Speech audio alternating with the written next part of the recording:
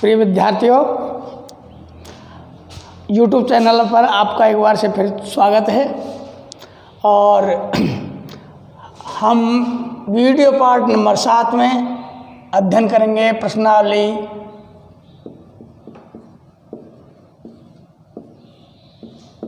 1.5। Question पहला लेते हैं।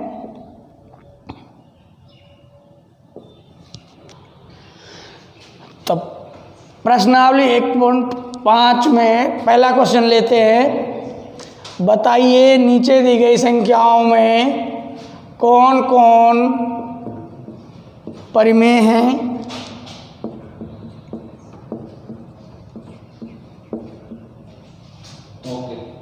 और कौन कौन अपरिमेय हैं।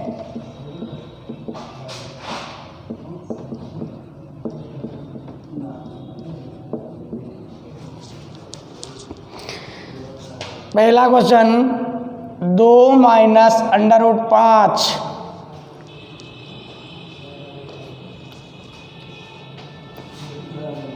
तो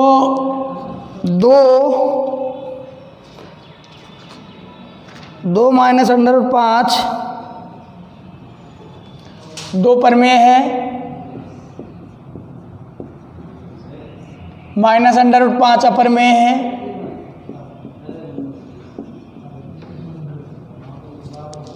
तो परिमेय में से अपरिमेय संख्या यदि घटाई जाए तो अपरिमेय ही संख्या प्राप्त होती है।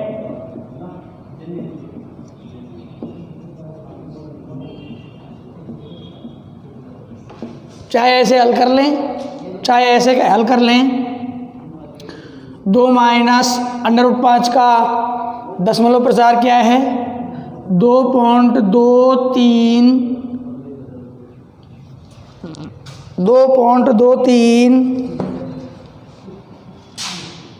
आगे तक। तो इसमें से जब घटाएंगे तो माइनस 0.23 दशमलव प्रसार 2.236 और यहाँ भी माइनस 0.236 दशमलव प्रसार कैसा है? अशांत अनावर्ती है। अतः अपरिमेय संख्या है। अतः 2 माइनस √5 एक अपरिमेय संख्या है।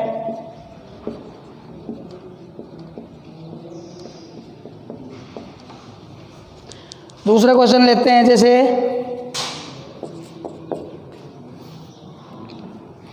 3 + √23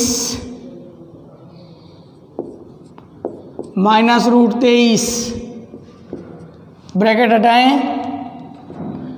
3 + √23 माइनस √23 प्लस माइनस की संख्याएं चाहे वो अपरिमेय हैं चाहे वो अपरिमेय हैं। बैलेंस 0 हो गया बराबर 3। और 3 को p/q के रूप में लिखा जा सकता है।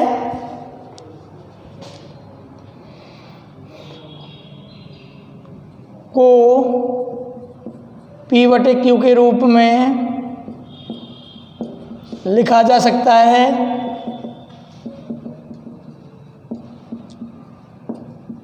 अतः परिमेय संख्या है। अतः परिमेय संख्या है। अगला क्वेश्चन लेते हैं। जैसे तीसरा क्वेश्चन है 2√7/2 यानी 7√7। √7 का भाग √7 में लेने पर खत्म हो गया बराबर 2/7 p/q के रूप में लिखा जा सकता है। इसको लिखा हुआ है। अतः परिमेय संख्या है। परिमेय संख्या है।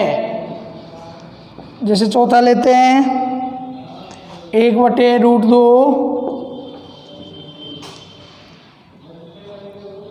तो इसका हर का परिमेयकरण करते हैं। तो 1/√2 गुना √2 बटे √2, जो हो गया √2 बटे 2। √2 गुना √2 करेंगे तो 2 आ गया। तो अपरिमेय संख्या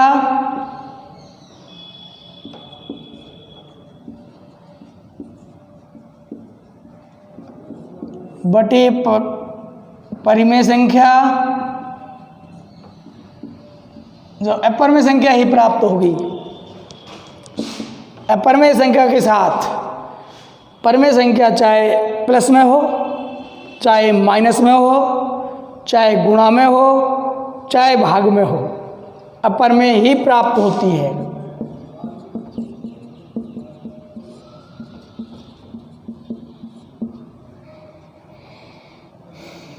अतः 1/√2 अपरिमेय संख्या है।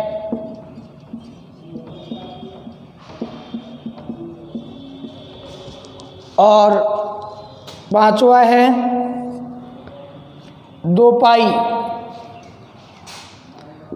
2 गुणा पाई का मान 3.1415 आगे तक गुणा करते हैं तो 6.2830 आगे तक। दशमलव प्रसार किस प्रकार का हुआ? दशमलव प्रसार अशांत अनावर्ती है।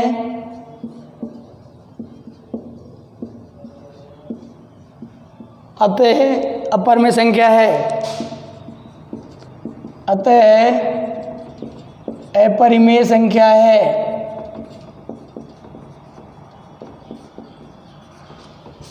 इस प्रकार से चाहे दशमलव प्रसार के आधार पर, चाहे P/Q के आधार पर, चाहे परिमेय और अपरिमेय के आधार पर हम संख्याओं को परिमेय और अपरिमेय के रूप में वर्गीकृत कर सकते हैं। क्वेश्चन नंबर दूसरा लेते हैं इसी हिसाब से। निम्नलिखित व्यंजकों में से प्रत्येक व्यंजक को सरल करना है। क्वेश्चन नंबर 2,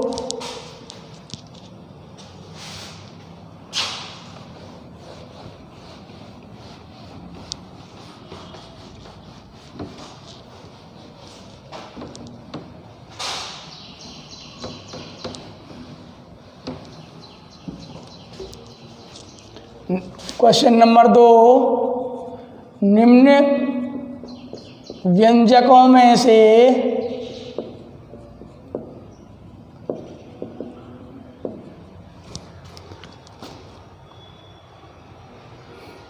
प्रत्येक व्यंजक को सरल कीजिए।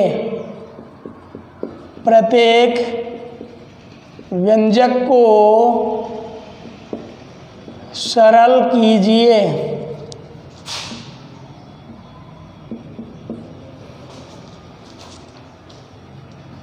जैसे ले लिया हमने क्वेश्चन नंबर 1, 3 + √3 और 2 + √2,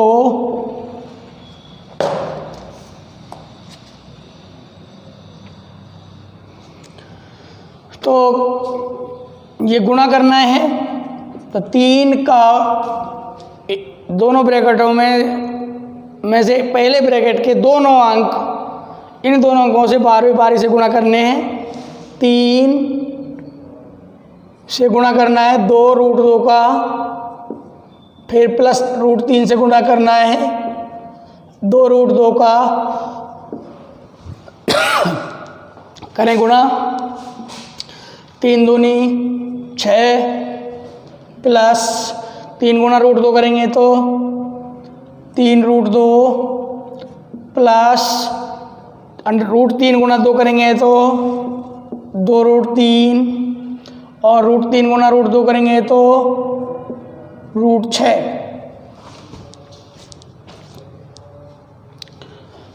इसका सरल होगा। दूसरा क्वेश्चन लेते हैं।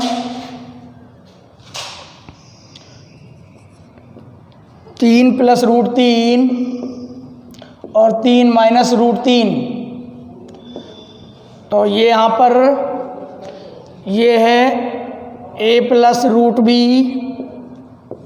और a माइनस रूट बी, जब इनका गुणा करते हैं तो a स्क्वायर माइनस बी होता है, तो गुणा करें तो ये हो जाएगा 3 का स्क्वायर माइनस 3 का स्क्वायर माइनस 3, तो 9 माइनस 3 6 आंसर आएगा।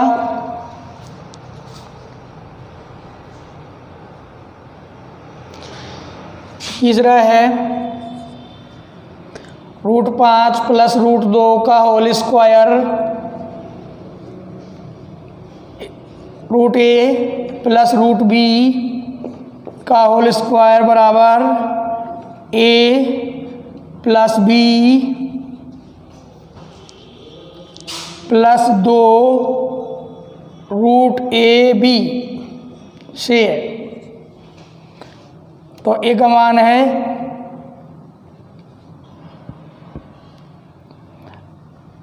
5 प्लस 2 गुणा 5 गुणा 2 का रूट, 5 और 2 गया 7 प्लस 2 √10।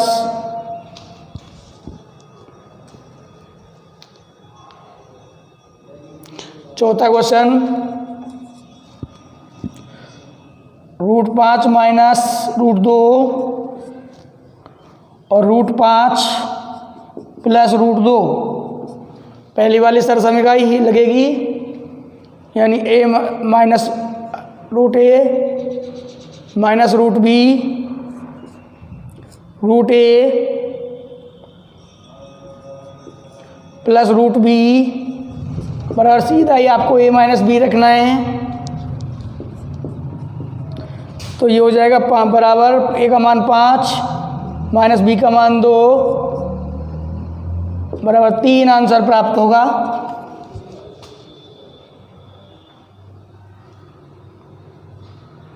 क्वेश्चन नंबर 3 देखते हैं। आपको याद होगा पाई को एक वृत्त की परिधि। क्वेश्चन नंबर 3,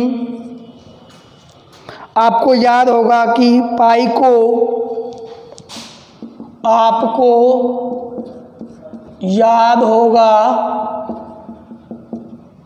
कि पाई को एक वृत्त की परिधि C, एक वृत्त की परिधि C और उसके व्यास D के अनुपात से, उसके व्यास D के अनुपात से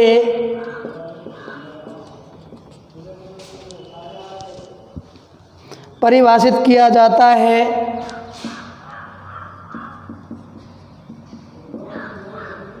परिभाषित किया जाता है अर्थात C/D, अर्थात पाई बराबर C/D।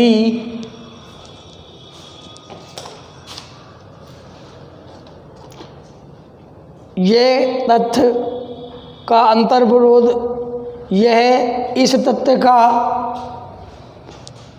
यह है इस तथ्य का अंतर्विरोध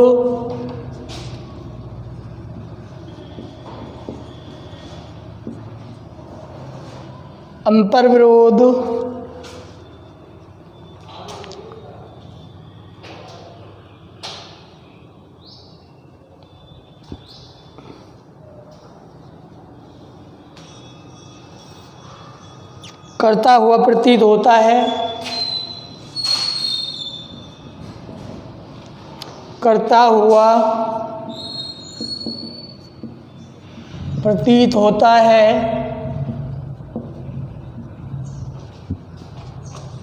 कि पाई अपर में है,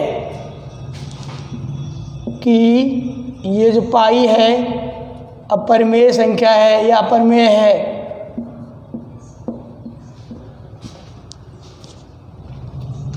इस अंतर्विरोध का निराकरण आप किस प्रकार करेंगे? इस अंतर्विरोध का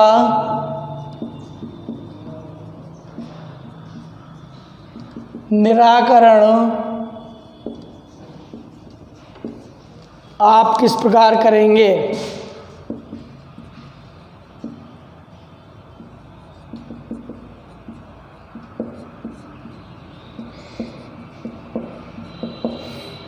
तो इसका हल है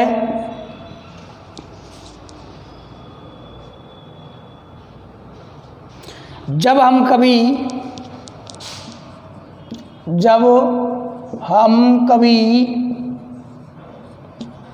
स्केल या अन्य युक्ति से, चाहे तो स्केल से चाहे अन्य युक्ति से लंबाई मापते हैं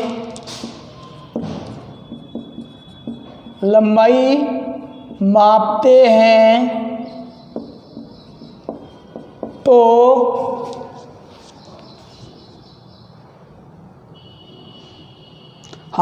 हमको केवल एक सन्निकट परिमेय हमें केवल एक सन्निकट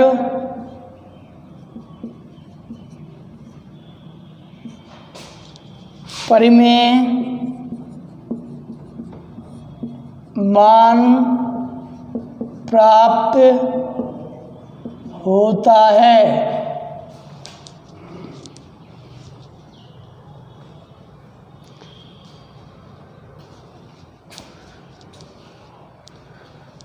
तब हम यानी जब हम स्केल या कोई अन्य मापने की वस्तु से, युक्ति से कोई लंबाई मापते हैं तो सन्निकट यानी बिल्कुल निकट मान, परिमेय मान प्राप्त होता है। तब हम ये महसूस नहीं कर सकते या अनुभव नहीं कर सकते, हम यह अनुभव नहीं कर सकते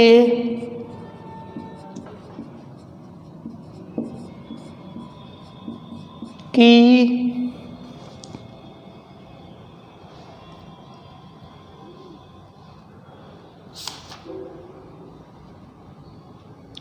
सी या डी अपरिमेय है।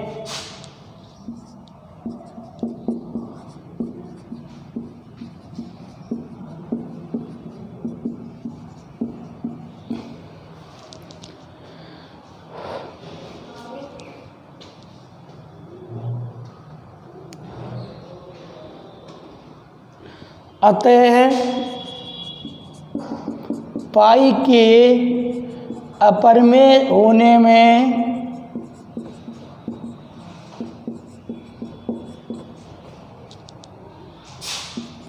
कोई विरोधाभास नहीं है।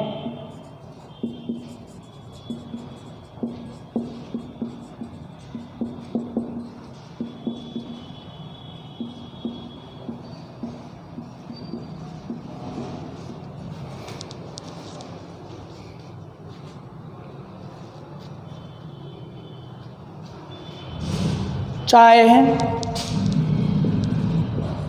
सी यानी वृत्त की परिधि या डी यानी वृत्त का व्यास का कोई भी मान हो,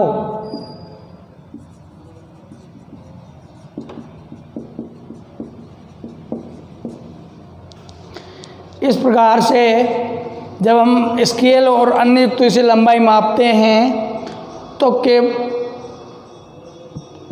तो हमें केवल सन्निकट परिमेय मान प्राप्त होता है, यानी परिमेय संख्या का निकटतम मान प्राप्त होता है। तब हमें ये अनुभव नहीं होता कि सी यानी वृत्त की परिधि, डी वृत्त का व्यास अपरिमेय है। जब सी और डी अपरिमेय नहीं है तो फिर पाई अपर में होने में कोई विरोधाभास नहीं है। सी या डी का फिर कोई भी मान हो। इस प्रकार हम अब आगे चलते हैं क्वेश्चन नंबर 4 की ओर।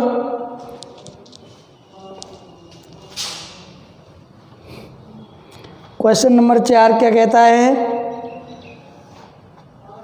संख्या रेखा पर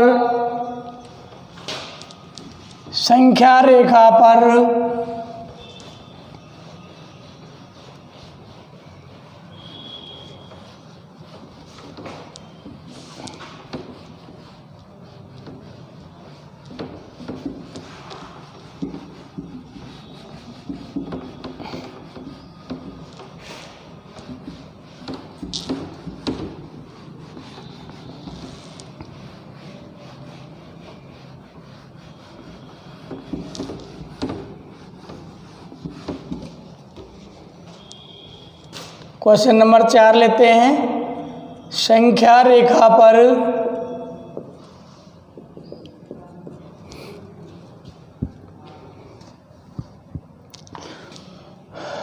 (9.3 रूट को निरूपित कीजिए।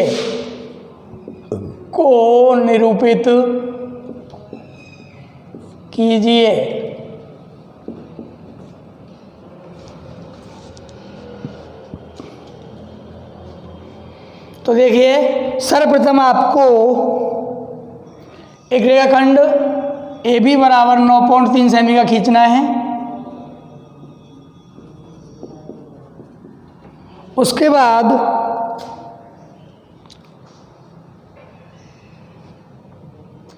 इस AB रेखाखंड को इस प्रकार आगे बढ़ाना है कि BC बराबर 1 सेमी हो।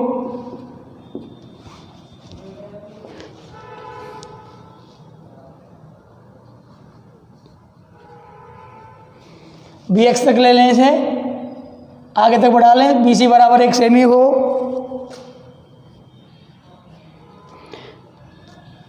अब AC का मध्य बिंदु M प्राप्त करें।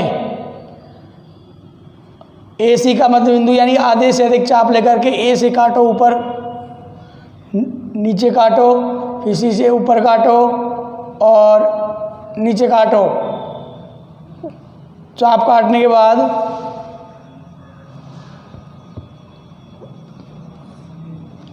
ये मध्य बिंदु M प्राप्त कर लिया। AC का मध्य बिंदु M प्राप्त कर लिया, यहाँ M लिख दें।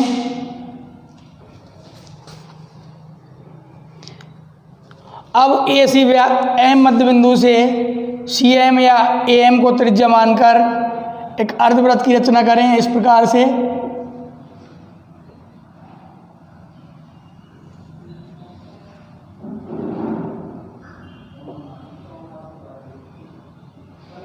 इस प्रकार अर्धवृत्त की रचना करेंगे। अब AC के बिंदु B से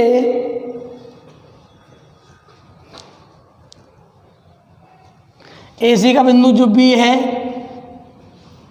इससे AC पर लंब खींचें, यानी राइट एंगल बनाएं, समकोण बनाएं।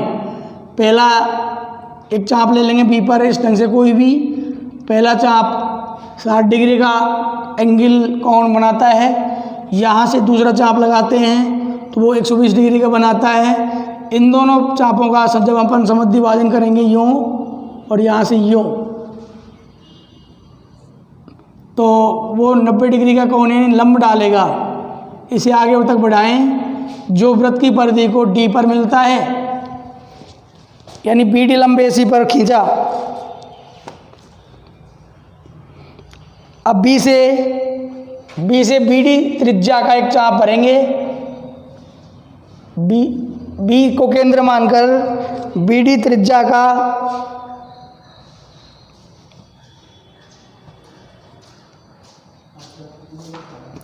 चाप भर करके और काटेंगे यूँ जो CX पर AX पर काटेंगे। यहाँ ये √9.3 अंडर ये इसकी लंबाई भी 9.3 अंडर रहेगी। BD की समान लंबाई के चाप काटना है।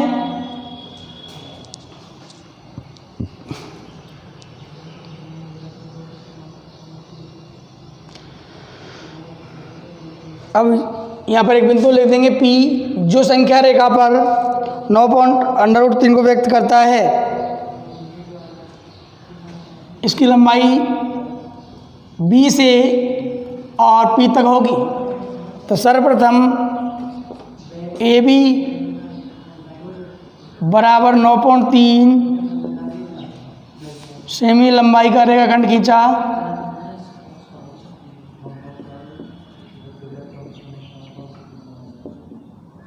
नंबर 2 पर क्या किया था हमने,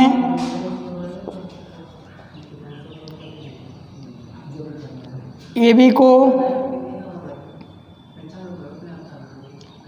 आगे X तक बढ़ाया तथा BX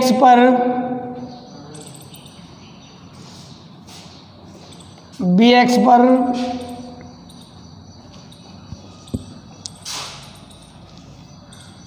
C एक बिंदु लिया,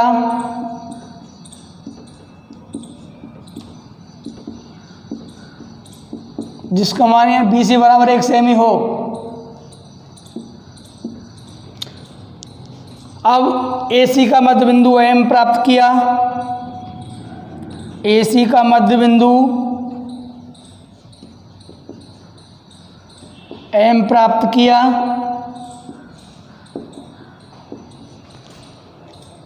चौथे पॉइंट में AM बराबर CM को त्रिज्या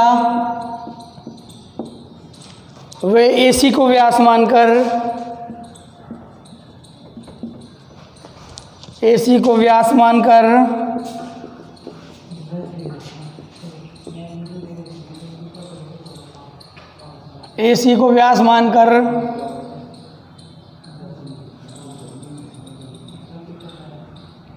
एक अर्धवृत्त की रचना की।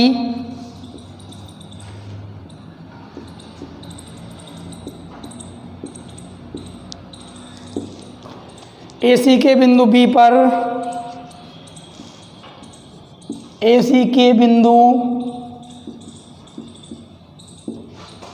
B पर लंब डाला या लंब खींचा, जो अर्धवृत्त की परिधि को D पर मिलता है, जो अर्धवृत्त की परिधि को D पर मिलता है।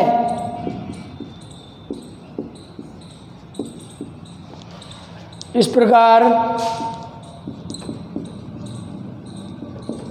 BD बराबर 9.3 सेमी होगी।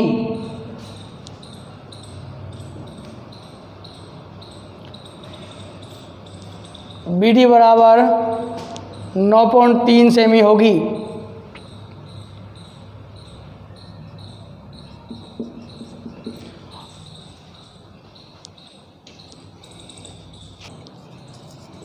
B से BD बराबर 9.3 सेमी त्रिज्या का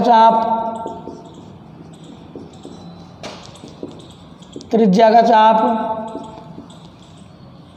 AX पर काटकर बिंदु P प्राप्त किया।